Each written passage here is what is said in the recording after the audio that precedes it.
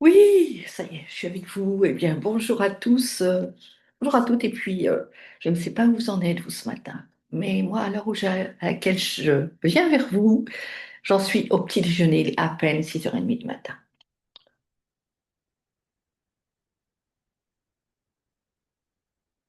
Ce matin, si je suis avec vous, parce que je m'invite moi-même à passer à l'action. Alors, nous sommes le 11/11/2025. Donc, il paraît qu'il s'agit d'un portail stellaire. Oui, portail stellaire, vous savez, je ne sais pas si vous savez, mais si vous me suivez, vous savez. Il y en a régulièrement. Je reviens d'une convention d'Otera à Paris il y a 2 jours, 3 jours maintenant, puisque c'était le 8,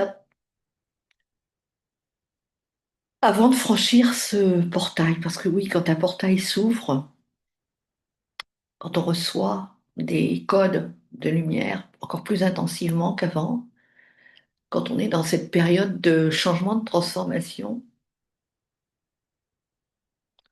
de changer le monde, une goutte à la fois, comme nous diraient nos amis de doTERRA, eh bien, il s'agit effectivement avant tout d'une transformation individuelle.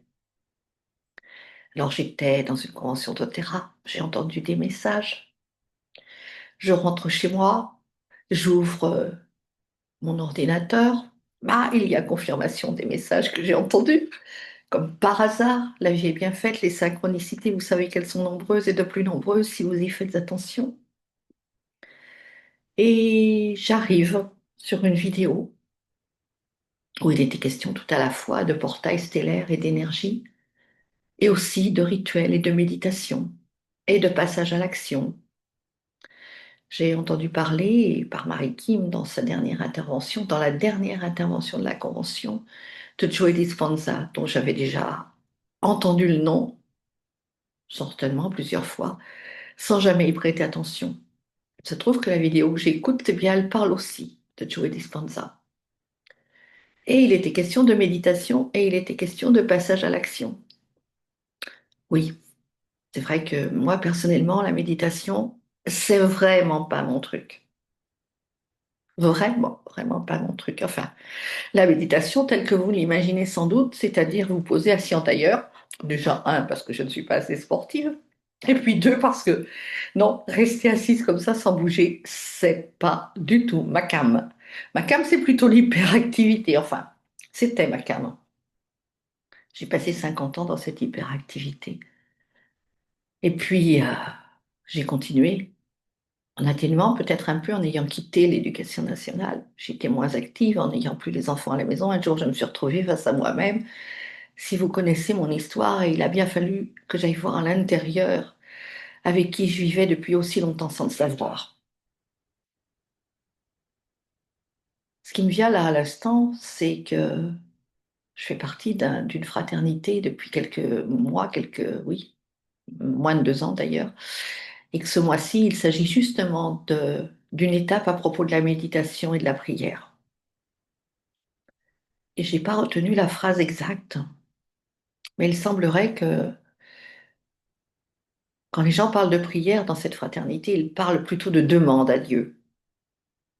Et quand les gens parlent de méditation, il s'agit d'être à l'écoute de Dieu. Et ce mot écoute, ça me ramène à ce que j'ai entendu tout ce week-end. Écouter, méditer, mais c'est pas chasser toutes ces idées. Et quand on va avoir fini de chasser toutes ces idées, au bout d'une demi-heure, 1 heure, 2 heures, 3 heures, 4 heures de méditation dans lesquelles on va avoir été dans le calme et dans la paix, eh bien, on va ouvrir les yeux, puis on va se retrouver dans la même situation. Peut-être que quand on médite, on n'est pas assez souvent dans cette situation d'écoute. Il y a une carte de la voie du chemin qui dit prends rendez-vous avec moi. C'est peut-être bien celle-ci qui sortirait ce matin, si je prenais mon jeu, si je prenais les messages de la voie du chemin.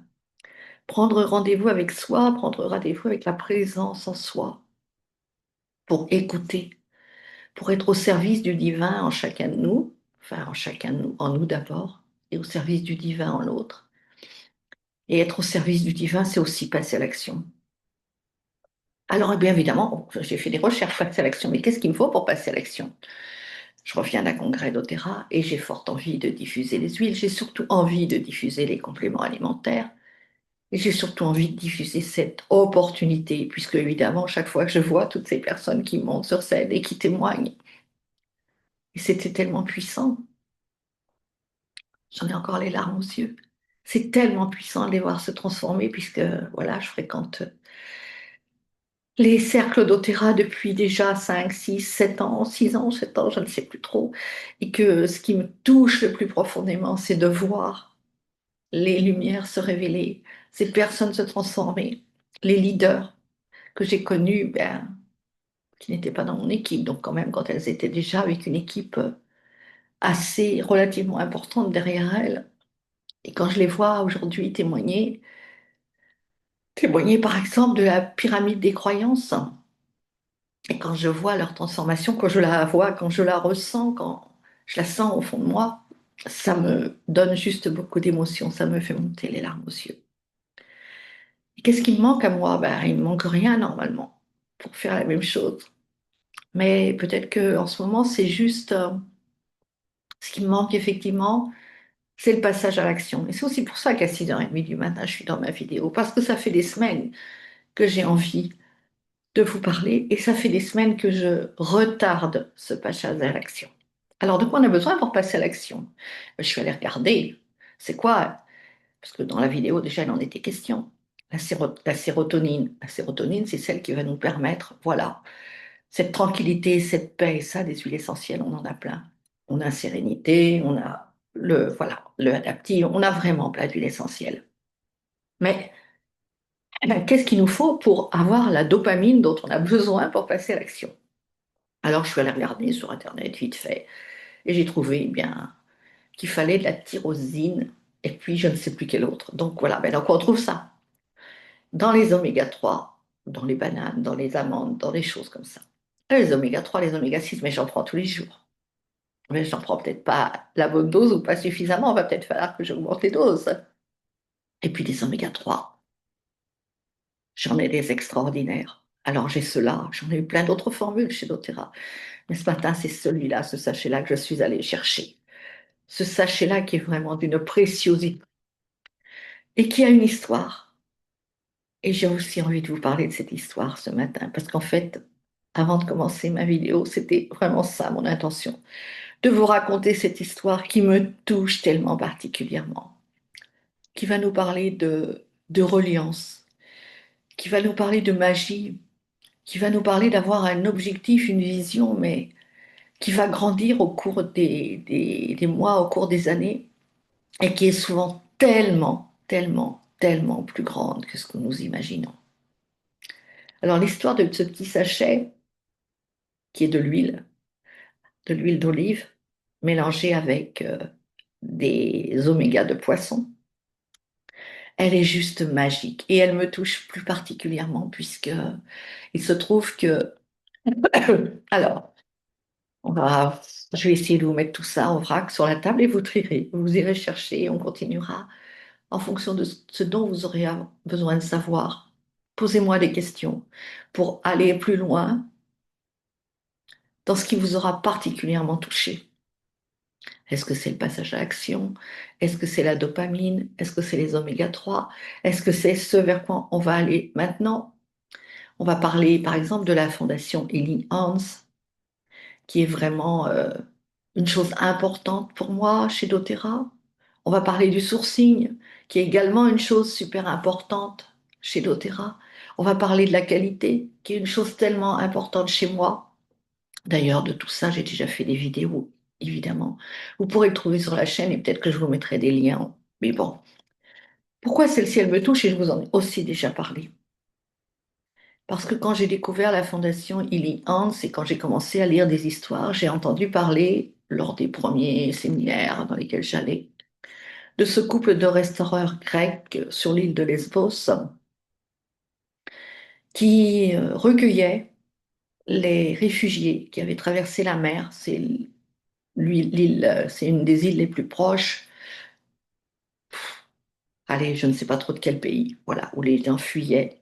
prenaient des bateaux pour arriver par dizaines, par centaines sur les côtes de l'île, arrivaient trempés parce que les bateaux ne pouvaient pas aller jusqu'au bord. Donc, ils étaient obligés de faire le reste à pied parce qu'il y a des rochers. Et ce couple de restaurateurs qui avait un restaurant juste à cet endroit-là offrait des repas, réchauffait les gens avant qu'ils soient dirigés vers les camps de réfugiés. Une association travaillait avec eux et avait besoin de volontaires. Alors des volontaires, pourquoi faire? Eh bien, pour justement aller créer du lien dans les communautés, aller peut-être occuper les enfants sur la plage. Et je m'étais portée volontaire.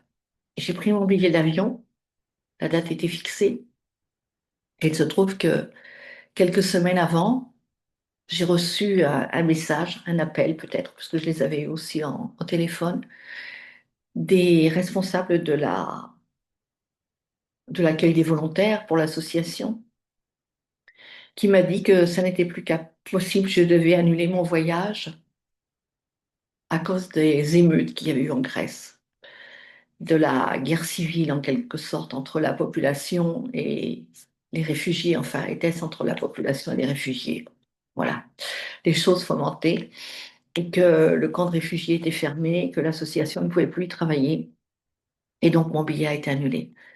Mais il s'avère qu'entre-temps, ces fameux restaurateurs avaient juste eu aussi une fermeture administrative de leur département, de leur restaurant, parce qu'ils servaient des repas aux réfugiés et qu'eux avaient fait le choix, eh bien, de fermer le restaurant, mais de ne faire plus que servir des repas aux réfugiés. Ces restaurateurs étaient en lien avec doTERRA. C'est aussi pour ça que je les avais connus, bien sûr, puisque il se trouve que la fondation Healing Hands, qui est la fondation doTERRA, est travaillée en collaboration avec la fondation Home for All, qui donc accueillait les volontaires. Donc voilà, pour moi, l'histoire s'était arrêtée là. Et il se trouve que lors de la convention, alors à quel moment? Je ne sais plus, lors de la convention à Bruxelles l'année dernière, sont arrivées sur scène des personnes pour témoigner à propos de nos oméga 3, de nos oméga plus d'ailleurs, parce qu'il y a plus que 3 évidemment, il y a 6, il y a tellement d'autres choses avec. Il y avait sur cette scène le responsable de la pêcherie dans les pays du Nord, dans les fjords, les créateurs de l'olivret sur l'île de Lesbos, et puis une des personnes du restaurant, il me semble, de mémoire, ça n'a pas d'importance. Et là, j'ai été frappée à nouveau en plein cœur. Je me suis dit, mais c'est tellement magique quand j'écoute cette histoire. Les chercheurs, les scientifiques ont eu besoin pour améliorer nos compléments alimentaires. Alors, on commence maintenant par le VMG+, alors qu'avant, on n'avait que des gélules, aujourd'hui, on a des sachets. Donc, le VMG+, vitamines, minéraux et greens, c'est-à-dire vegetables, végétaux, voilà, plus.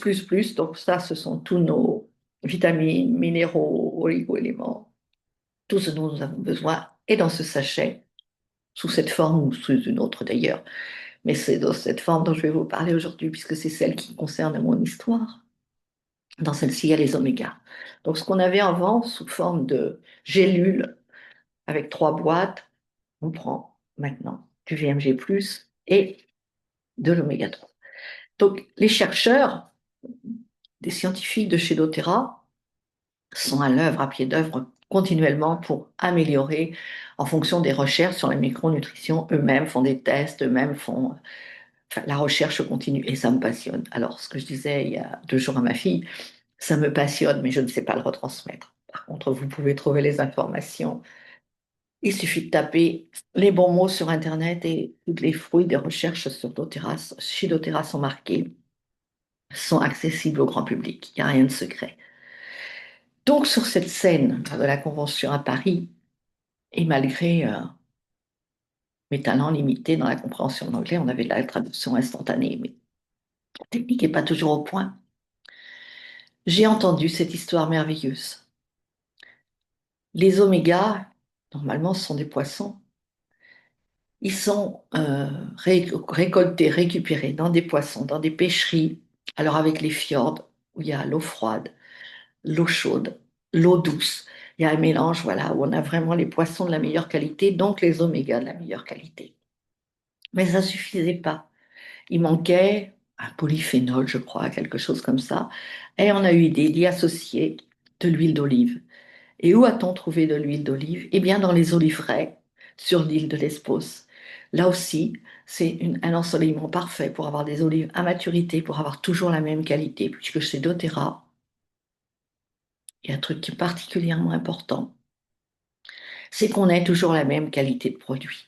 On ait toujours, que ce ne soit pas fonction des récoltes, ça c'est vrai pour les huiles essentielles, que ce ne soit pas fonction de la température, que ce ne soit pas fonction, par exemple, comme le vin d'une année sur l'autre, on n'a pas la même qualité de vin dans la bouteille, suivant l'ensoleillement, suivant les pluies, suivant les dates de récolte, etc.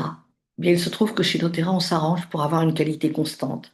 C'est-à-dire que quand on a un produit, eh bien, il a toujours la même composition. Des questions samedi avec le docteur Osgurtop de justement des normes ISO par rapport aux huiles essentielles qui doivent contenir, par exemple, pour la lavande, entre 20 et 45% de linalol. Et ça veut dire quoi entre 20 et 45%? Si vous avez 20% ou si vous avez 45% d'un composant dans une huile essentielle, vous n'aurez pas les mêmes résultats, forcément. Or, chez doTERRA, le pourcentage qui est de 33% ou 38%, je ne sais plus ce qu'il nous a dit, varie de 1,5% au maximum durant les 6 dernières années. Ça veut dire qu'on a une constante dans la qualité, dans les composants des produits pour avoir exactement des résultats aussi précis que ce qui est pour les médicaments. Et encore, je crois bien que chez les médicaments, la tolérance, elle est peut-être, bon, pas d'entre 20 et 45%, mais bon, je ne vais pas parler de ça parce que je ne sais pas, d'accord? Mais il n'empêche qu'on a cette constance qui fait que quand on prend un produit, on a le résultat escompté, puisque, et quelle que soit la date de fabrication du produit. J'en reviens à l'huile d'olive et aux oliveraies sur l'île de Lesbos, puisque voilà, c'est là qu'il s'est trouvé qu'il y avait la qualité d'huile qui contenait l'huile d'olive pour ajouter à nos omégas. C'est pour ça que ça se présente sous forme d'un petit sachet que vous allez ouvrir. Moi, ce matin, j'ai écrasé une banane et j'adore. J'avais appris avec les miams aux fruits qu'on rajoutait de l'huile à la banane écrasée avant d'y ajouter les graines. Alors, j'y ajoute pas forcément des graines puisque maintenant j'ai d'autres choses à côté, mais pourquoi pas. Et donc, quand on écrase la banane et qu'on mélange, on a l'impression de faire une mayonnaise. Et c'est juste agréable à prendre, mais on peut prendre cette huile de mille et une autres façons. Bon, évidemment, on peut la mettre sur ses légumes le midi, sur sa salade. J'entendais, sur quoi la mettait-elle? Sur une glace? Oh, j'entendais une leader qui... Non, c'est pas une leader d'ailleurs, c'est une scientifique lors de la convention qui les mettait sur sa glace, je crois. C'est délicieux et on est sûr qu'on a pris notre dose d'oméga pour la journée. Donc les oliveraies, là-bas, sur l'île de Lesbos, eh bien, tout simplement, aujourd'hui, elles permettent en plus d'offrir des emplois aux réfugiés, entre autres, parce qu'il n'y a peut-être pas que des réfugiés qui y arrivent, mais aux réfugiés qui viennent s'installer là-bas et qui vont pouvoir vivre grâce aux dons, mais qui vont aussi pouvoir vivre dignement grâce à leurs revenus. Je pense que les restaurateurs sont associés à cette démarche et que quand ils voient, enfin moi, ça me fait pleurer, donc eux, je suppose que ça doit. Bon, ils ont peut-être passé le temps où ils pleuraient, mais je me dis que quand ils ont commencé à offrir des repas aux personnes qui sortaient trempées là, de la mer pour les aider à aller un petit peu plus loin et qu'aujourd'hui ils sont, grâce à la collaboration avec doTERRA et grâce à nous qui achetons ces produits et qui les consommons et qui allons pouvoir passer à l'action, ils sont capables en plus d'offrir des emplois et d'aider ces personnes à vivre dignement debout de leurs revenus et non pas de l'aumône. Mais c'est juste extraordinaire. Et moi, ce sentiment de reliance me touche tellement au cœur. Donc je passe à l'action grâce à la dopamine, grâce aux oméga 3, entre autres, évidemment. Je suis à l'écoute de ce qui se passe en moi, de ce que la présence en moi attend de moi. Je suis au service tout simplement. Alors pas forcément en méditant, en me posant assise en tailleur, vous l'avez bien compris, plutôt en faisant un peu de cuisine, en allant marcher, en prenant des boîtes que je vais suspendre au-dessus de ma porte pour faire une roue, pour décorer un mobile pour Noël, en créant, en étant à l'écoute. Juste passer à l'action, prendre de la dopamine sous cette forme de préférence. Alors, si vous avez envie, si vous avez besoin d'en savoir plus, je vous indiquerai tous les liens et puis on fera un petit bilan pour savoir ce qui est le mieux pour vous. Certainement, la somme des deux, parce que c'est juste le début, prendre soin de son corps physique. C'est avec ça qu'on va commencer par réguler le stress, réguler la colère, réguler le manque de sommeil, réguler tout ce qui est... Voilà, on commence par le corps physique et puis après on va plus loin dans l'émotionnel si c'est nécessaire et forcément avec les huiles essentielles. Mais voilà, aujourd'hui je passe à l'action et en plus de ça, je vous accompagne et je vous accompagne surtout à créer votre activité, à vivre cette abondance que nous sommes. Là aussi, je suis dans cette réflexion, mais ça va pas être tout pour ce matin, d'accord? C'était aussi parti, quand on parle de Joe Dispenza, il est question de ça aussi, de faire amende honorable à l'argent. Enfin, ce sont mes mots à moi, donc ça sera pour une prochaine vidéo. Voilà ce que je voulais vous dire ce matin. Je suis ravie d'avoir passé ce moment dans ma cuisine avec vous. J'ai terminé mon thé qui va être un petit peu trop froid peut-être, mais ça n'a pas d'importance parce qu'il est toujours trop chaud d'habitude. Je vous souhaite le meilleur et puis mettez-moi en commentaire vraiment ce dont vous avez besoin. Abonnez-vous si ce n'est pas encore fait. Likez cette population, je dis n'importe quoi, likez cette vidéo, cette présentation pour que nous puissions diffuser ces messages.